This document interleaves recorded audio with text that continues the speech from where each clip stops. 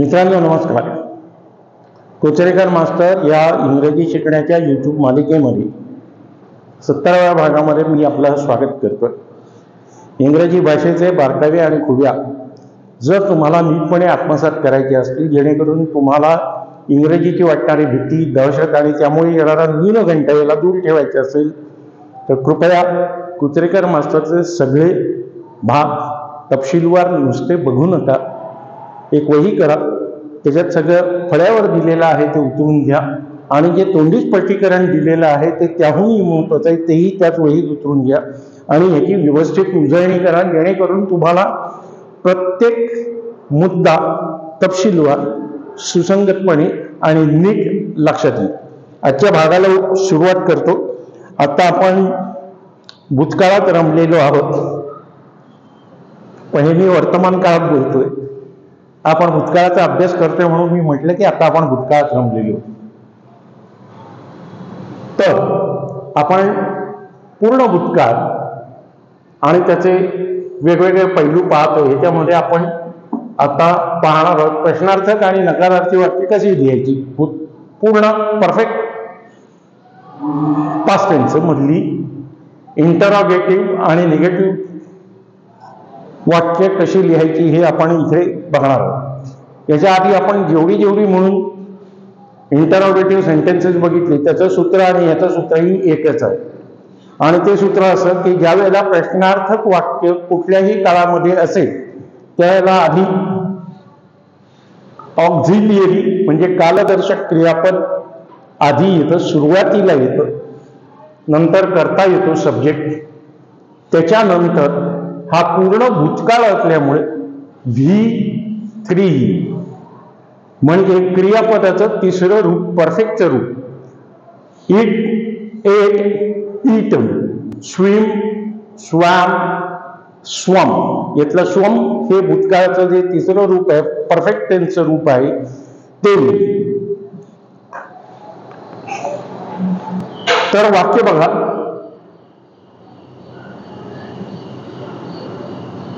भूतकाळाच्या व्हिडिओमध्ये हे सगळं मी केलेलं आहे.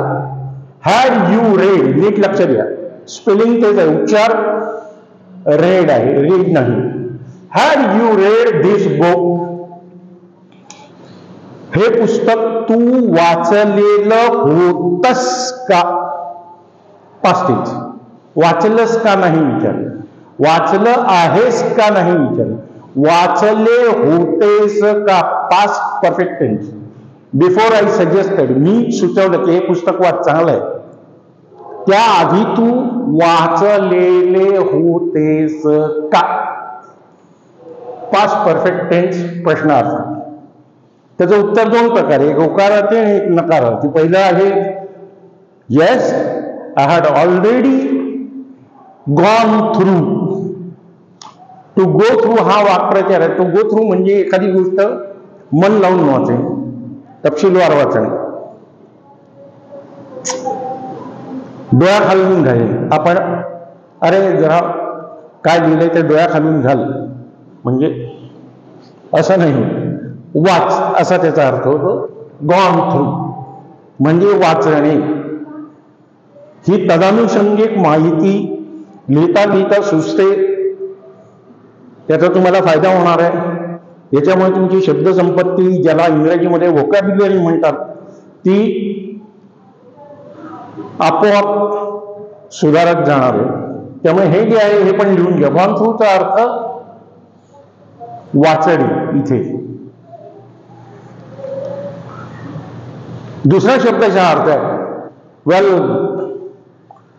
I have gone through a nightmare, म्हणजे मी एखाद्या दुःखद घटनेला तोंड दिलेलं आहे असाही त्याचा अर्थ होतो. पण इथे आहे वाचन होते.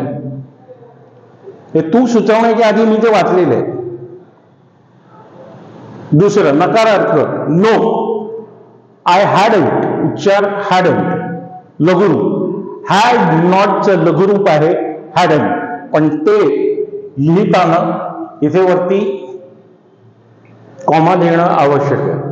Read it before you suggested, नाही, मी तू सांगण्याच्या आधी काही ते वाचलं नव्हतं, तू सांगितलंच त्याच्यानंतर मी ते वाचलेले नव्हते. Had they gone to the station before the agent gave tickets to them? दोन क्रिया प्रश्नामध्ये. पहिली क्रिया कुठली प्रश्नामध्ये? अरे तिकीट घ्यायच्या आधीच ते गेले का तिकडे? Had they gone, एजंटकडे तिकीट बुक करायला दिली होती, त्यांनी अजून घरी आणून दिलेली नाही आणि गेले गाव स्टेशनवर. असं झालंय का?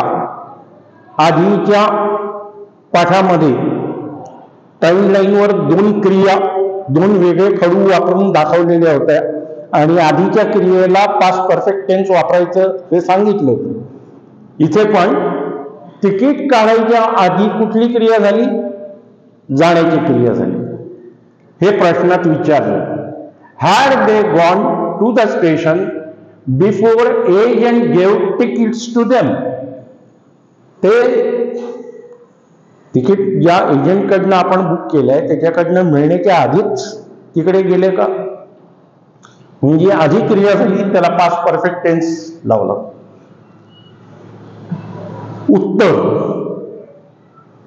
उत्तर वेगळं आहे. आधी क्रिया काय झाली? They had received the tickets before they left home. Ticket मिळालं हे आधी घडलं म्हणून they had received ticket. आणि मग आम्ही घराबाहेर पडलो निशंक मनाने. तिकीट आहे, बिंदास जाऊ शकतो. नियम तोच. जी आधीची क्रिया घडली, कुठली क्रिया आधी घडली? तिकीट मिळण्याची. म्हणून had received, they had received the tickets before they left home. नंतर ती क्रिया जाण्याची म्हणून left.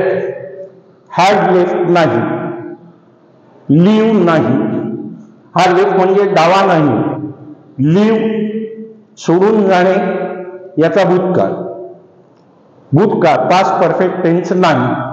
हा परफेक्ट टेन्स had मुळे सिद्ध झाला. Had he fired before the captain ordered to open fire? इथे फायर या शब्दाची गंमत आहे. Had he fired हे क्रियापद. had च्या पुढे फायर हे क्रियापद आहे. फायर, फायर्ड, फायर म्हणजे गोळीबार करेल. हा आर्मीतला फार आवडता शब्द आहे. अरे सर, हमने फायर नहीं खोला जब तक दुश्मन हमारे निशाने पे नहीं आया. फायर खोलना हे इंग्रजीचं जे हिंदीकरण आहे ते आहे. ओपन फायर म्हणजे गोळीबार करणे. ओपन फायर याचं उघड्यावर या आणि नित्य कुठेही हवेत गोळ्या मारा असं नाही. ओपन फायर याचा अर्थ गोळीबार सुरू करा असा, म्हणजे स्टार्ट फायरिंग.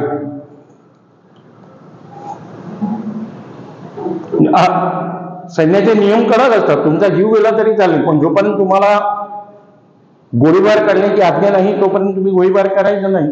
समोरनं गोळीबार येतोय नाही येतोय त्याच्याशी काही संबंध नाही. तुम्ही गोळीबार नाही करायचा म्हणजे विषय संपला. म्हणून त्यांनी विचारलं, कदाचित चौकशी असेल, काही असेल. हॅड ही फायर, त्याने आधी गोळी चालवली का? Captain rank 3 star. कॅप्टन साहेबांनी सांगण्याच्या आधी रिसीव्ह ऑर्डर. येथे ऑर्डर हे नाम झालं आणि आज्ञा मिळण्याआधी त्याने गोळीबार केला होता का? उत्तर, he hadn't opened fire until we received the order. समाधान मिळालं. पहिली क्रिया कुठली?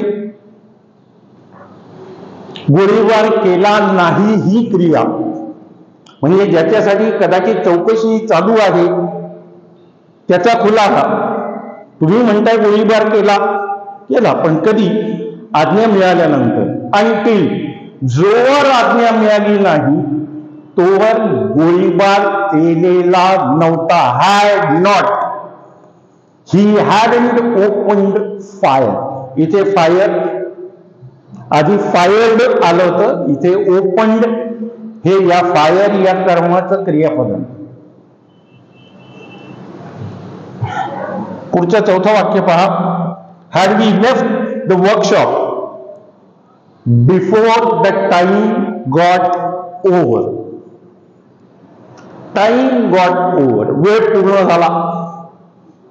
चौकशी, काल तुम्ही लवकर सगळेजण पाहायला होतात, बरोबर ना?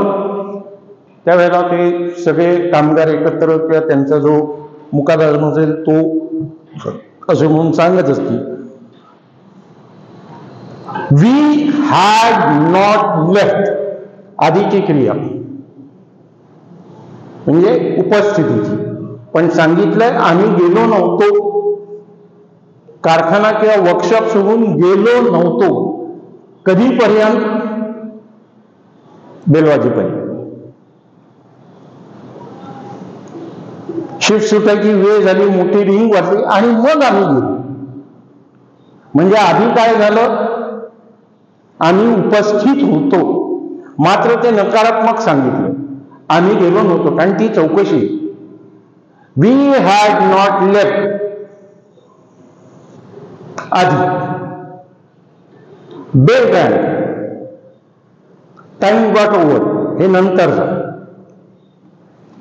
म्हणून गॉट ओव्हर साधा भूतकाळ. Had not left past perfect tense. उपस्थिती दाखवणं नकारात्मक. आम्ही काम सोडून गेलेलो नव्हतो म्हणजेच आम्ही उपस्थित होतो. तुम्ही काय विचारताय? वर्कशॉपचा वेळ संपल्याची बेल वाजण्याच्या आधीच तुम्ही सगळे गायब झाला होतात ना तिकडून, तर तसं नाही, आम्ही गेलेलो नव्हतो.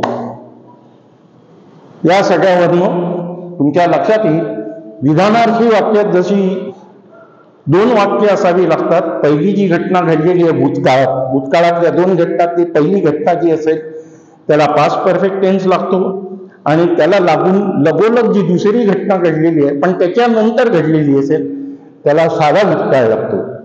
हा जो विधानार्थी वाक्याकरता जो नियम आहे पास्ट परफेक्ट टेन्सचा, म्हणजेच पूर्ण भूतकाळ, पूर्ण वर्तमान काळ नव्हे, पूर्ण वर्तमान काळाचं ऑक्झिलियरी म्हणजे कालदर्शक जे क्रियापद आहे ते हॅज आहे, आणि इथे हॅड आहे. हा महत्वाचा फरक आहे. हॅज आणि हॅव इथे सगळ्यालाच हॅड लागतं. I, you, we, they, it, he, she सगळ्यांना हॅड लागतं, आणि तिथे मात्र ही, शी, इटला हॅज लागतं, आय आणि वीला हॅव लागतं.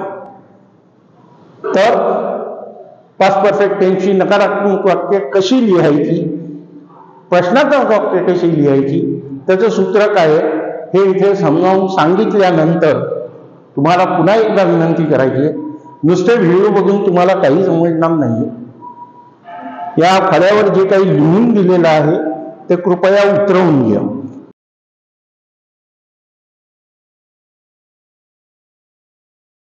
आणि हे उतरवून घेतल्यानंतर तुम्ही जे तपशीलवार समजावून सांगितलेले आहेत वेगळे वेगळे मुद्दे त्याच्यामध्ये हाताळले गेलेले आहेत तोंडी बोलताना, त्या मुद्द्यांची पण लेखी नोंद करा आणि ह्या सगळ्याची एकत्रित व्यवस्थित उजळणी करा, जेणेकरून इंग्लिशच्या खुड्या, नुसतं इंग्रजी येणार नाही तर इंग्लिशच्या खुड्या, इंग्लिशचे बारकावे आणि बिनचूक इंग्रजी हमखास नक्की गॅरंटीने येईलच येईल. इंग्रजी शिका, इंग्रज होऊन द्या.